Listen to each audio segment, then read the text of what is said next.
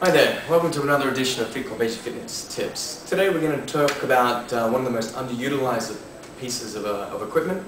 We'll talk about the Fitball.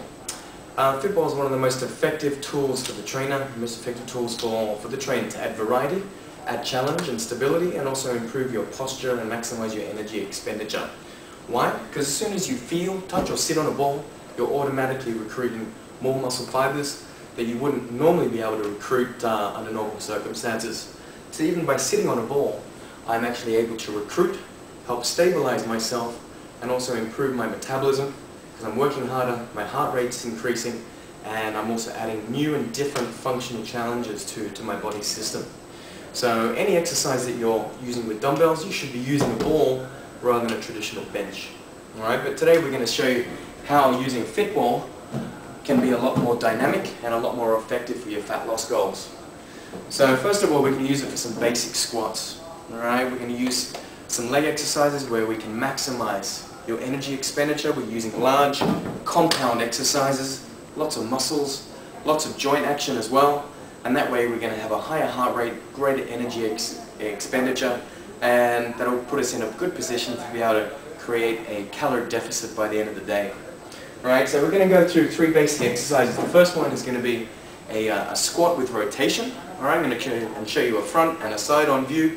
So for those at home, you can see good form and good technique. So we're going to start off with our basic squat. Okay, we would normally be doing a squat straight down. So what we're looking at is maximizing depth. No need to go any lower than parallel to the ground. Make sure you keep a nice straight back, and you're going to keep your knees behind your toes. Alright, now you can tell even if you do 3 or 4 of these, alright, quads are going to start to fatigue, heart rate's going to increase. You should feel your body temperature increase also. What we'll do, we're going to introduce the ball, alright, with some rotation. Alright, so it makes it for much more functional. Alright, getting some rotation. It's more dynamic. Alright. What you need to make sure is that you're keeping your back nice and straight, nice and long through the spine, and also when you're going through your feet, you've got to make sure that when you pivot, you're actually taking that side foot up around, keeping it nice and high on the toes. Alright, so we're working to the right. Again, we need to pivot and make sure we're not putting any unnecessary pressure on through the knees or through rotation of the joints. Next, we're going to work through a lunge. We're going to go for a reverse lunge. Also with the Fitball. Okay, so the same principles apply for your lunge. This is what it looks like from the front. Remember, take your time. There's no need to rush these exercises.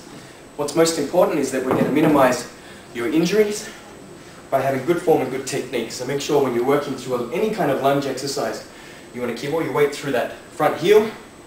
Alright, you want to get down to a nice range of movement and driving up, keeping it slow on the way down.